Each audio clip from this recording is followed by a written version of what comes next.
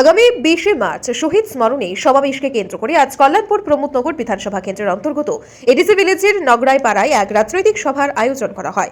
সভায় উপস্থিত ছিলেন বিধায়ক পিনাকি দাস চৌধুরী, মণ্ডল সভাপতি নিতাই বল, জনজাতি মণ্ডল সভাপতি সহ অন্যান্য নেতৃত্বরা। সভা শেষে বামফ্রন্ট ও কংগ্রেস সহ বিভিন্ন রাজনৈতিক দল ছেড়ে 15 পরিবারের 45 জন জনজাতি ভোটার আনুষ্ঠানিকভাবে ভারতীয় জনতা পার্টিতে যোগদান করেন। বিজেপি নেতৃত্বরা তাদের হাতে দলীয় পতাকা তুলে দিয়ে বিজেপি পরিবারে আন্তরিকভাবে স্বাগত জানান। বিধায়ক পিনাকি দাস চৌধুরী বলেন, বিজেপি সরকার জনগণের কল্যাণে কাজ করে চলেছে। একসময় যারা ভ্রান্ত ধারণায় অন্য দলে ছিলেন তারাও আজ উপলব্ধি করছেন যে উন্নয়ন ও সুশাসনের বিকল্প নেই। এদিনে যোগদান সভায় উপস্থিত বিজেপি নেতৃত্বরা জানান, বর্তমানে রাজ্যে বিজেপির প্রতি মানুষের আস্থা বেড়েছে। বিশেষ করে জনজাতি সমাজের মধ্যে উন্নয়নমুখী প্রকল্পের সুফল পৌঁছে দেওয়ার কারণে অনেকে বিজেপিতে শামিল হচ্ছেন। উল্লেখ্য, আগামী 20 মার্চ শহীদ স্মরণে আয়োজিত সমাবেশকে কেন্দ্র করে বিজেপির সাংগঠনিক কার্যক্রম জোরদার করা হয়েছে। দলের পক্ষ থেকে আশা করা হচ্ছে সমাবেশে বিশাল জনসমাগম হবে এবং দলের শক্তি আরও সুদৃঢ় হবে। 27 কল্যাণপুর প্রমোদনগর বিধানসভার অন্তর্গত নগরাই পাড়া এলাকায়, বিশেষ করে আমাদের 21 নম্বর বুথ, সেই বুথের ভারতীয় জনতা পার্টির উদ্যোগে এক যোগদান সভা অনুষ্ঠিত হয়। আপনারা ইতিমধ্যে জানেন, আগামী 20 মার্চ বৈরাগীপাড়া স্কুল মাঠে এক বিশাল শহীদ স্মরণে সমাবেশ হবে। এই সমাবেশকে সামনে রেখে আমার বিধানসভার প্রত্যেকটা জায়গায় প্রত্যেক দিন উঠান সভা, পথসভা, গরুয়া সভা চলছে। তারই অঙ্গ হিসাবে আজকে আমাদের এই কল্যাণপুর বিধানসভার 21 নম্বর বুথে সেই আমাদের বাজার সভা।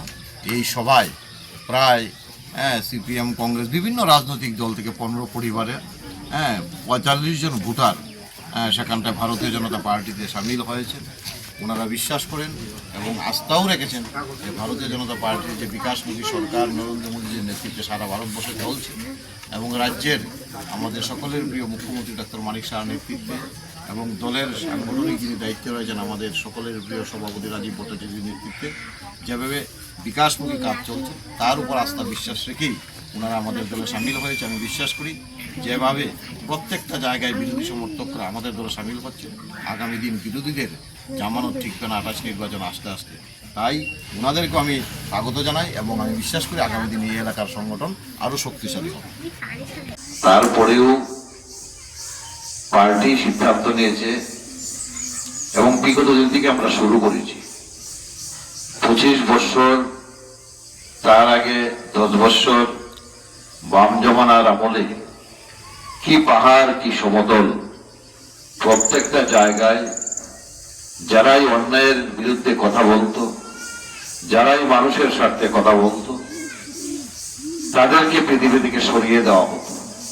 কখনো উগ্রপন্থার নামে, কখনো জাতি দাঙ্গার নামে, কখনো বা বিভিন্ন পরিকল্পনা করে তাকে পৃথিবী থেকে সরিয়ে দেওয়া হতো।